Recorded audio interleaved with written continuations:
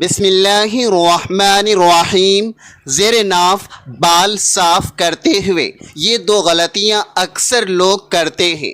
ان میں سے ایک غلطی اتنی بڑی ہے کہ جس کی وجہ سے وہ پاک ہی نہیں ہوتے، انہیں طہارت حاصل ہی نہیں ہوتی۔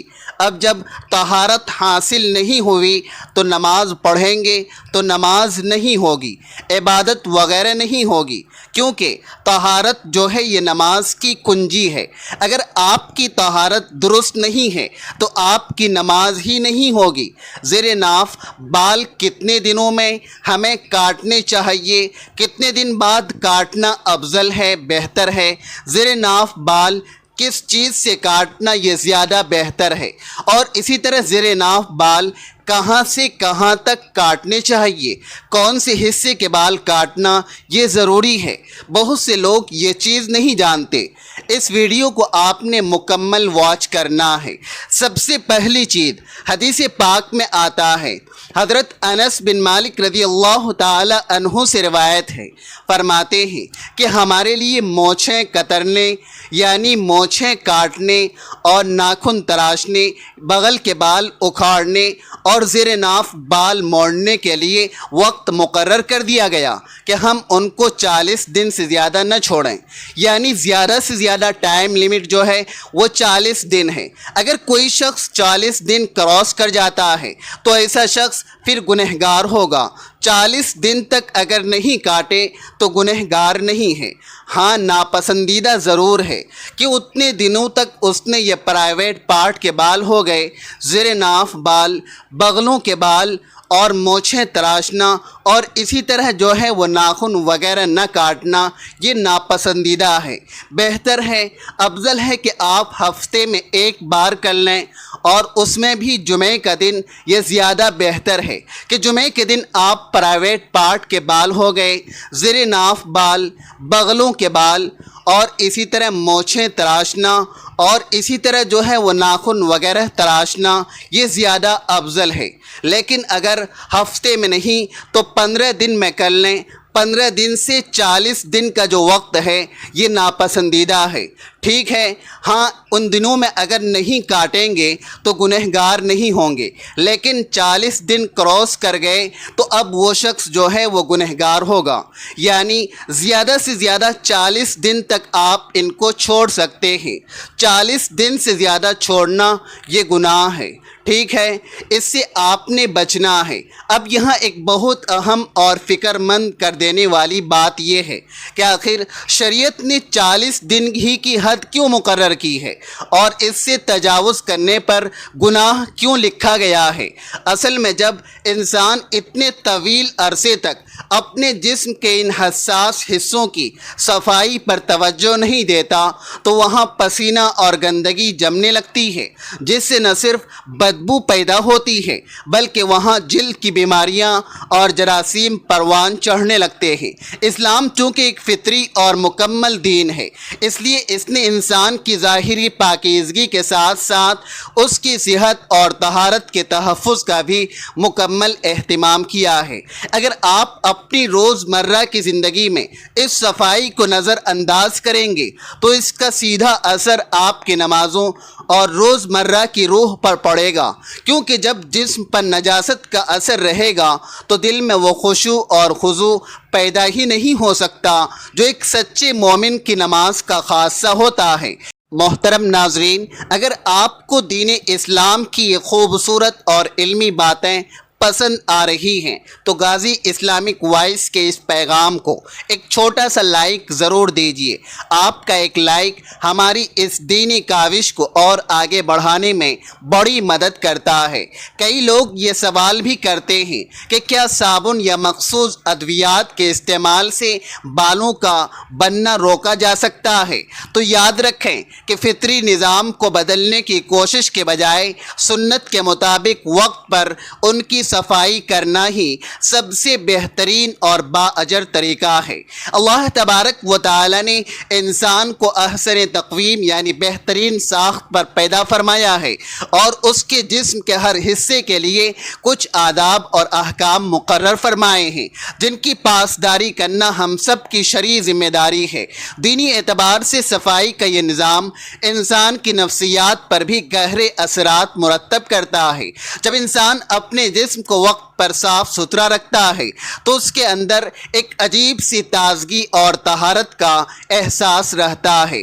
اس کے برعکس جب ان کاموں میں تاخیر کی جائے تو طبیعت میں بوجھل پن اور سستی کا غلبہ ہونے لگتا ہے، جو بندے کو عبادت میں صحیح توجہ مرکوز کرنے نہیں دیتا۔ اسی لیے علماء کرام نے لکھا ہے کہ ہر جمعہ کے دن اپنے ناخن تراشنا، بغلوں اور زیر ناف بالوں کی صفائی کرنا مسنون اور باعث برکت عمل ہے۔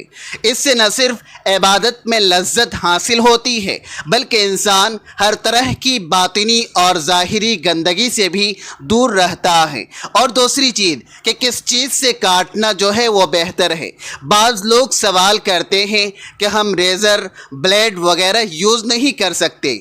بہتر ہے کہ آپ بلیڈ، ریزر وغیرہ یوز کریں، لیکن اگر کوئی شخص بلیڈ، ریزر وغیرہ یوز کرتا ہے تو اس کی جلد اس طرح کی ہے کہ اسے الرجی ہے، اسے جو ہے وہ اس سے تکلیف ہوتی ہے، تو آج کل جو ہیئر ریموو کریمز وغیرہ آتے ہیں وہ بھی یوز کر سکتا ہے۔ کوئی گناہ نہیں ہے، کوئی حرج نہیں ہے، مقصد ان بالوں کو صاف کرنا ہے، ٹھیک ہے۔ اور اسی طرح اگر کوئی خاتون ہے وہ بلیڈ وغیرہ، ریزر وغیرہ یوز کرتی ہے، کریم وغیرہ سے اس کی جلد پر جو ہے وہ کوئی الرجی ہوتی ہے، اس کو نقصان پہنچتا ہے، تو وہ بھی بلیڈ وغیرہ یوز کر سکتی ہے، کوئی حرج نہیں ہے، ٹھیک ہے۔ مقصد ان بالوں کو صاف کرنا ہے اور پاکی حاصل کرنا ہے۔ اب یہاں ایک بات اور غور طلب ہے کہ بازار میں دستیاب مختلف کیمیکل والی کریموں کا استعمال کرتے وقت اس بات کا خاص خیال رکھیں کہ کہیں وہ آپ کی جلد کو نقصان نہ پہنچائیں، کیونکہ اسلام میں اپنی جان اور جسم کو نقصان پہنچانے سے سختی سے منع کیا گیا ہے۔ اگر کسی کو کیمیکل یا کریم سے الرجی ہوتی ہے تو وہ کسی مناسب اور محفوظ آلے کا انتخاب کر سکتا ہے۔ اس کے علاوہ کینچی کا استعمال بھی کیا جا سکتا ہے اگر وہ جسمانی ساخت کے لحاظ سے مناسب اور محفوظ ہو۔ شریعت کا بنیادی مقصد نجاست اور گندگی کو جڑ سے ختم کرنا ہے تاکہ جسم کا وہ حصہ پوری طرح سے صاف ہو جائے جہاں نجاست ٹھہرنے کا خطرہ ہو۔ یہی وجہ ہے کہ پاکیزگی کو آدھا ایمان کہا گیا ہے، اور جب کوئی شخص سنت کی نیت سے اپنی جسم کی صفائی کرتا ہے تو وہ نہ صرف بیماریوں سے بچتا ہے بلکہ اس کا یہ ہر ایک عمل نیکی اور ثواب میں شمار کر لیا جاتا ہے۔ اس لیے اپنے استعمال کے آلات کو بھی صاف ستھرا رکھیں تاکہ کسی بھی قسم کے انفیکشن یا بیماری کا خطرہ نہ رہے، اور صفائی کا یہ عمل آپ کے لیے دنیاوی اور دینی دونوں اعتبار سے فائدے کا باعث بنے۔ صفائی کے آلات کے انتخاب کے ساتھ ساتھ اس بات کا خیال رکھنا بھی نہایت ضروری ہے کہ انسان جلد بازی نہ کرے۔ بعض لوگ صفائی کے دوران احتیاط نہیں برتتے جس سے جلد پر کٹ یا زخم لگ جاتے ہیں اور بعد میں وہ زخم نجاست کی تہ جمنے کا باعث بنتے ہیں۔ اس لیے ہر انسان کو چاہیے کہ وہ صفائی کا عمل مکمل سکون اور احتیاط کے ساتھ انجام دے تاکہ جسم کو کوئی بھی نقصان نہ پہنچے اور شرعی طہارت کا مقصد بھی بغیر کسی رکاوٹ کے پورا ہو جائے۔ اب تیسرا سوال کہ کہاں سے کہاں تک کاٹنے چاہیے، کون سے حصے کے بال صاف کرنے چاہیے؟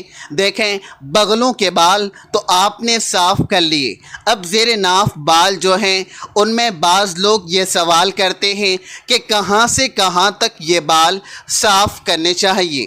دیکھیے، ناف کے نیچے سے لے کر اگلی شرمگاہ کے ارد گرد جتنے بھی بال ہیں ان کو آپ صاف کریں گے، اور اسی طرح خصیتین کے بال وغیرہ جو ہیں ان کے بال وغیرہ صاف کریں گے، رانوں کے بال اس میں شامل نہیں ہیں۔ ہاں اگر کوئی رانوں کے بال بھی صاف کرتا ہے تو اس میں کوئی حرج نہیں ہے، لیکن شامل نہیں ہے، ٹھیک ہے۔ اور اسی طرح جو پاخانے والی جگہ ہے، یعنی جو مقد ہے، دبر کے جو بال ہیں، ارد گرد جہاں پر اندیشہ ہے پاخانہ نجاست وغیرہ رکنے کا، اس کے بارے میں علماء کرام نے لکھا ہے کہ مستحب ہے، بہتر ہے کہ پاخانے والی جگہ کے ارد گرد کے بال جو ہیں وہ بھی کاٹ لیے جائیں، صاف کر لیے جائیں، تاکہ کوئی اندیشہ باقی نہ رہے نجاست وغیرہ رکنے کا۔ اگر وہاں پر نجاست رک گئی اور اسی طرح جو ہے آپ نے نمازیں ادا کر لی تو نماز نہیں ہوگی، طہارت جو ہے یہ شرط ہے، تو بہتر ہے کہ وہاں کے بال بھی کاٹ لیے جائیں۔ لیکن اگر کوئی نہیں کاٹتا تو گناہ نہیں ہے، ٹھیک ہے، لیکن اگر کاٹ لینا یہ علماء نے زیادہ بہتر لکھا ہے کہ یہ مستحب ہے۔ پاخانہ والی جگہ کے ارد گرد کے بال جو ہیں وہ بھی صاف کر لیے جائیں، تاکہ یہ اندیشہ ہی ختم ہو جائے کہ نجاست وغیرہ وہاں پر رکے گی۔ اور اسی طرح جو ہے وہ ناف کے نیچے سے لے کر شرمگاہ کے ارد گرد، اگلی شرمگاہ، پچھلی شرمگاہ کے ارد گرد کے بال جو ہیں اور خصیتین ہو گئے، ان کے بال صاف کر لینا، یہ جو ہے یہ جگہ جس کے بال ہم نے صاف کرنے ہیں۔ اکثر لوگ اس بات کو معمولی سمجھ کر ٹال دیتے ہیں، حالانکہ طہارت کی ان باریک مسائل کو سیکھنا ہر بالغ مسلمان پر فرض ہے، کیونکہ اگر انسان وضو اور غسل کے تمام ظاہری طریقے درست بھی کر لے، لیکن اگر اس کے جسم کے کسی حصے پر ایسی نجاست لگی رہ جائے جو بالوں کی عدم صفائی کی وجہ سے وہاں جم گئی ہو، تو اس کا پورا غسل اور وضو نامکمل رہ جاتا ہے۔ ذرا سوچئے کہ اگر انسان دن میں 5 وقت کی نمازیں پڑھے اور سمجھے کہ وہ بڑے ثواب کا کام کر رہا ہے، لیکن طہارت کی ایک چھوٹی سی بھول کی وجہ سے اس کی وہ نمازیں قبول ہی نہ ہوں، تو یہ کتنی بڑی محرومی کی بات ہوگی۔ اس لیے دین کے مسائل سے واقفیت حاصل کرنا اور ان پر صحیح معنوں میں عمل کرنا بے حد ضروری ہے۔ پاکیزگی صرف دکھاوے کے لیے نہیں ہے، بلکہ اللہ تبارک و تعالی کے سامنے پیش ہونے کی پہلی بنیادی شرط ہے۔ اور جب انسان اندرونی اور ظاہری طور پر پاک ہوتا ہے تو اس کی دعا میں اثر پیدا ہوتا ہے اور اس کا دل عبادت کی لذت سے منور ہو جاتا ہے۔ اس مسئلے پر مزید روشنی ڈالتے ہوئے فقہاء نے یہ وضاحت کی ہے کہ نجاست کا چھوٹا سا ذرہ بھی اگر کپڑوں یا جسم پر لگا ہے اور انسان اسی حالت میں نماز کے لیے کھڑا ہو جائے تو نماز فاسد ہو جاتی ہے۔ اس لیے استنجا کرتے وقت اور غسل کے دوران پانی کا صحیح استعمال اور جگہ کی مکمل صفائی کا اطمینان کر لینا چاہیے۔ طہارت صرف ایک رسمی عمل نہیں ہے، بلکہ یہ اللہ تبارک و تعالی کے حضور بندگی اور احترام کا اظہار ہے۔ جو انسان اپنی پاکیزگی کا جتنا زیادہ خیال رکھتا ہے، اللہ کے ہاں اس کا مقام اتنا ہی بلند ہوتا ہے۔ اچھا، اس میں بعض لوگ اس چیز کا بھی خیال نہیں کرتے کہ وہ ناپاکی کی حالت میں اپنے جو غیر ضروری بال ہیں، زیر ناف بال، بغلوں کے بال جو ہیں وہ صاف کر لیتے ہیں، تو اس چیز سے بھی بچنا چاہیے۔ یہ بھی علماء نے ناپسندیدہ لکھا ہے کہ ناپاکی کی حالت میں نہ آپ ان بالوں کو کاٹیں، بلکہ بعض لوگ جو ہیں جس طرح ان کے اوپر غسل فرض ہوا تو اب وہ کہتے ہیں کہ نہانا تو ویسے ہی ہے، غسل تو ویسے کر رہے ہیں تو ہم یہ بال بھی صاف کر لیتے ہیں۔ زیر ناف بال تو ناپاکی کی حالت میں ان بالوں کو کاٹنا یہ ناپسندیدہ عمل ہے، اس سے بچنا چاہیے، ٹھیک ہے۔ اسی طرح اگر آپ کرتے ہیں تو کوئی گناہ تو نہیں ہے، لیکن ناپسندیدہ ہے، بہتر نہیں ہے۔ بہتر ہے کہ آپ پاکی کی حالت میں غسل کر لیں، اس کے بعد پھر ان بالوں کو جو ہے وہ آپ صاف کریں۔ تو یہ چیز آپ نے نوٹ کر لینی ہے، اس چیز سے آپ نے بچنا ہے کہ جو بال ہیں ان کو اس طرح صاف کریں۔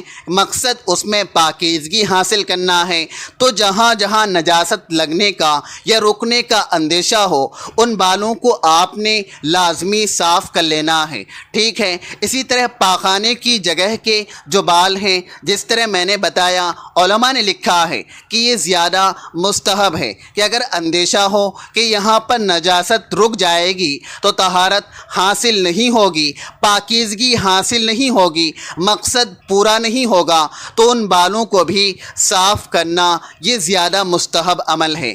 کہیں ایسا نہ ہو کہ یہاں پر نجاست لگی رہے اور آپ کو طہارت حاصل نہ ہو، اور اسی طرح ناپاکی کی حالت میں ہی آپ نماز عبادت وغیرہ کریں تو آپ کی نماز عبادت وغیرہ یہ ضائع ہو جائے گی۔ مجھے امید ہے کہ آپ کو میری باتیں سمجھ آ گئی ہوں گی۔ اللہ پاک سے دعا ہے کہ وہ ہمیں صحیح معنوں میں دین کو سمجھنے اور اس پر عمل کرنے کی توفیق عطا فرمائے۔ اگر آپ چاہتے ہیں کہ ایسی ہی مستند دینی معلومات آپ تک ہمیشہ پہنچتی رہے تو اپنے اس چینل غازی اسلامک وائس کو ابھی سبسکرائب کر لیجئے اور بیل آئیکن کو بھی ضرور دبائیے۔ اس خیر کے پیغام کو ثواب جاریہ کی نیت سے اپنے دوستوں اور گھر والوں کے ساتھ ضرور شیئر کیجئے۔ کیا خبر آپ کے ایک شیئر سے کسی کی اصلاح ہو جائے اور وہ آپ کے لیے صدقہ جاریہ بن جائے۔ اور ہاں، اللہ رب العزت سے اپنی محبت کا اظہار کرنے کے لیے اللہ تبارک و تعالی کے 99 مبارک ناموں میں سے کوئی ایک نام کمنٹ باکس میں ضرور لکھیے۔ دعا ہے کہ اللہ پاک آپ کا یہ کمنٹ اپنی بارگاہ میں قبول فرمائیں۔ جزاکم اللہ خیرہ۔